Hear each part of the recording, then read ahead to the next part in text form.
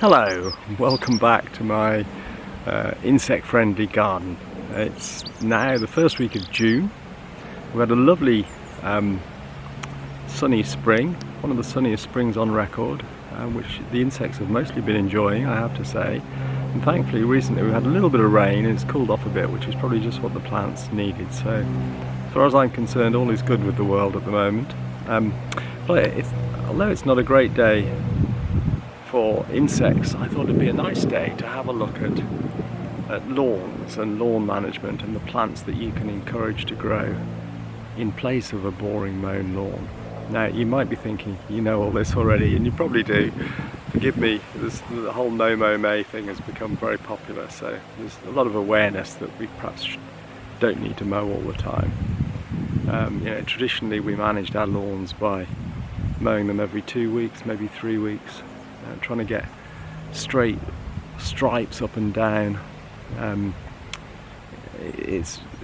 Now most people appreciate that that's not great for wildlife. Any insects foolish enough to try and live in a regularly mown lawn just get mown up, poor things, grasshoppers and so on, just chopped to smithereens. And nothing really can flower in a regularly mown lawn, so it's a really boring habitat. It supports almost no wildlife. On the other hand, wild meadows, which are essentially grasslands, can be spectacularly diverse and beautiful, full of flowers and insects of all sorts. And it's possible to turn your boring garden lawn into something closer to a wildflower meadow, which is what I've been trying to do for the last 12 years. I got a 2-acre garden, and when I inherited it, it was almost all mown grass lawn, pretty boring. So I've turned it into a kind of orchard meadow. I planted fruit trees of many different varieties all over the place, and I'm managing the grass beneath them and between them to try and encourage as many flowers as I can. And I thought it might be fun to have a bit of a look, and hopefully it might inspire a few people to have a go themselves. Because it's really extraordinary how it's very easy. You stop mowing and flowers just start popping up. So I'm going to show you a few of the flowers that have popped up in my garden. Come with me. White clover must be one of the commonest flowers in lawns. It's often sown by farmers in grass mixes to help maintain soil fertility, because it's a legume. It has root nodules with bacteria in that fix nitrogen from the air, so it can thrive in less fertile soils. Loved by bees, honeybees, short-tongued bumblebees, and I've got loads of it, which is fabulous. I'm not sure there's anything quite as yellow as a buttercup. Aren't they beautiful? Got creeping buttercup and meadow buttercup in the lawn. Quite popular with small pollinating insects. Some of the solitary bees rely heavily on buttercups at this time of year. Aren't they beautiful? This is one of a large number of similar species of cat's ears and hawk's bits and so on. All of them sort of somewhat like a dandelion. Daisy family, Asteraceae is the technical term. Really popular with little bees, not many around today as it's cold, but a very handsome plant, and they're all dotted through the lawn. They seed themselves very happily.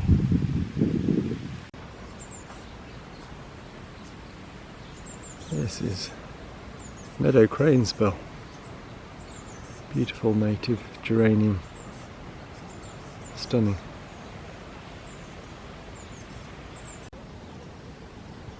This is one of the best bits of my my lawn, because it's full of this beautiful plant, yellow rattle, which is spreading all around the garden now.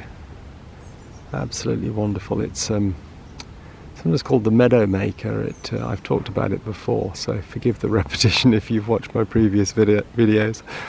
But it's an annual plant, and it's a hemiparasite. Oh look, Gorgeous little, yeah, it's gone. Gorgeous little beetle. It's parasitic on grasses. Its roots tap into the roots of grasses and steal their nutrients. Which means the grasses, you can see here where the yellow rattle is thick, the grasses are not growing at all tall. They're not growing tall, which means they don't smother the flowers, and so you can see some of the other flowers, particularly the hawksbit, the yellow dandelion-like thing over there.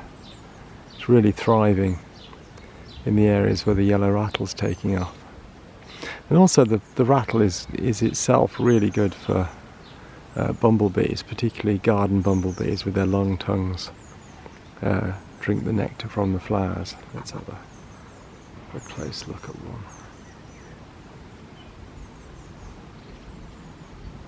Beautiful. It's now all over the garden, but this is the most dense patch. But I'd be quite happy if the whole garden ended up looking like this, which, given a couple of years, I think it will.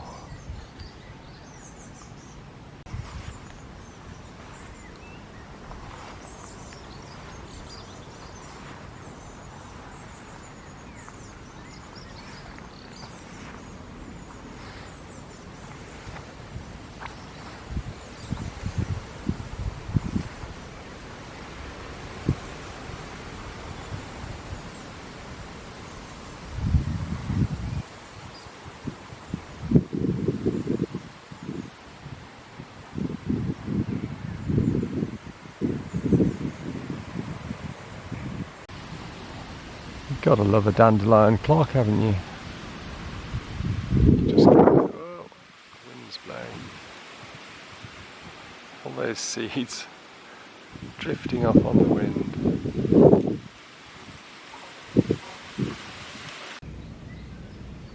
I'm trying to encourage bird's foot trefoil in my lawn. Not 100% successful yet, but I'm working on it.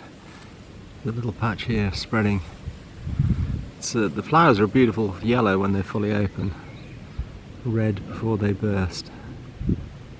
Sometimes called bacon and egg. Those are the yolky colour of the yellow flowers.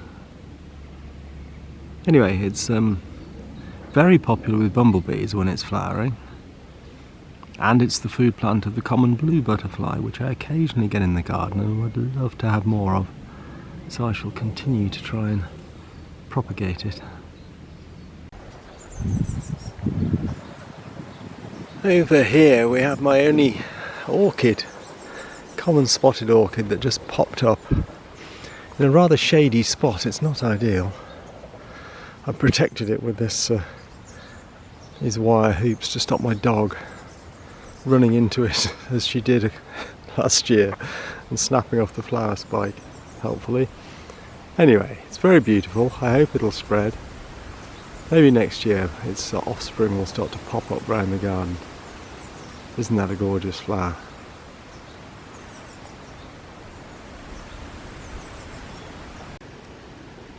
I'll leave some of the lawn areas to get very long, which is really good for butterflies. Some recent research showed that the single best way, most effective way to increase the number of butterfly species in your garden is to have long grass. Simple as that. And there's a very simple explanation as to why it's important, which is that lots of our common butterflies, their caterpillars eat grass. They can't survive in a closely mowed lawn, but they can survive somewhere more like this.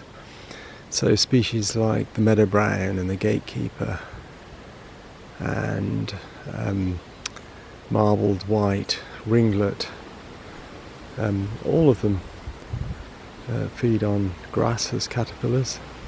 Skipper butterflies too. I get large and small skippers in the garden here. Beautiful creatures. So leave some grass long, and if you think it looks untidy, I find that having mown paths makes it look kind of managed. It makes it look like you haven't abandoned it. So you can just mow around the edges of a lawn and let the middle grow tall, or mow a path through the middle. I've got windy paths all over the place, which enable me to get about without getting soaked when the grass is wet. And also they provide, it's very noticeable that some plants thrive in the shorter areas next to the paths, things like the good old daisy,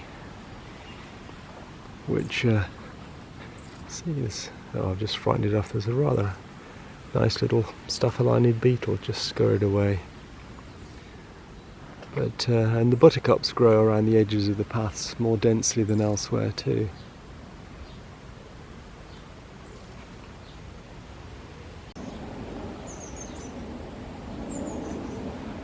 Ox-eye daisy, classic meadow flower, isn't that beautiful?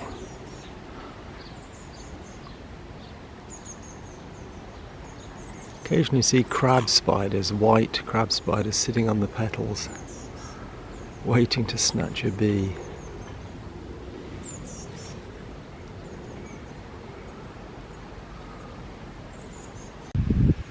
Here we have the flowers of ragwart plantain. There's these long lance-shaped leaves. Really lovely. I like plantain. It is the food plant of the Glanville fritillary, but I'd be very lucky to get Glanville fritillaries living in my garden, because they're I think the nearest population is on the south coast of the Isle of Wight. But you know, you can live in hope. Look at all this lovely ragwort, not flowering yet. Oh, hello Poppy. Hello Poppy. Come here. Come here, you softie.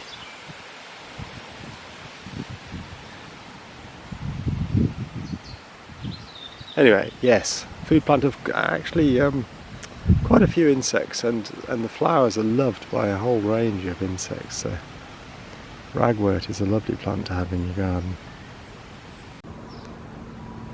Here's a little patch of red clover, much loved by longer-tongued bumblebees. Has very nutritious, protein-rich pollen and lots of nectar too.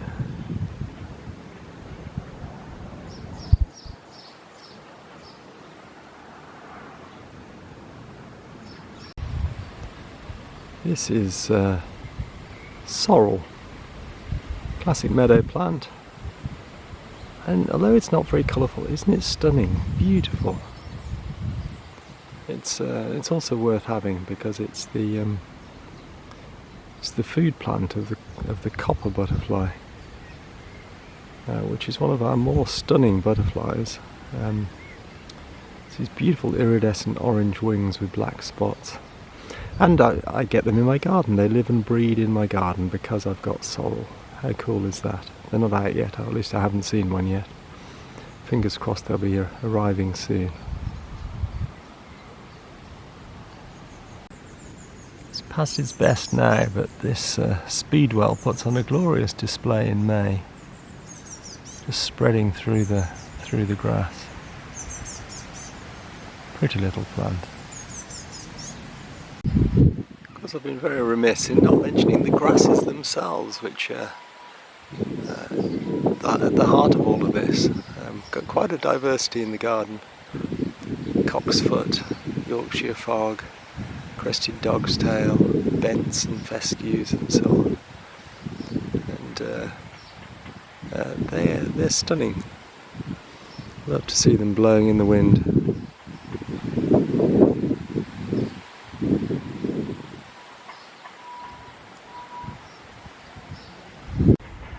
Well, I hope you enjoyed that.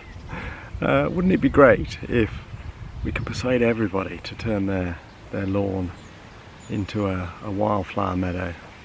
And if we could get the councils on board and stop mowing the road verges and stop mowing the cemeteries and the parks and so on. Wildflowers everywhere, roundabouts, well, they could all be full of wildflowers. Wouldn't that be fab? And that would really make a difference. So do what you can yourself, and maybe also try and encourage your friends and neighbours, and badger your local councillor if you happen to know them, and see if we can fill Britain up with flowers. That would be cool. Alright, have a good day. Don't forget to subscribe if you want more amazing updates from me about wildlife gardening. Take care.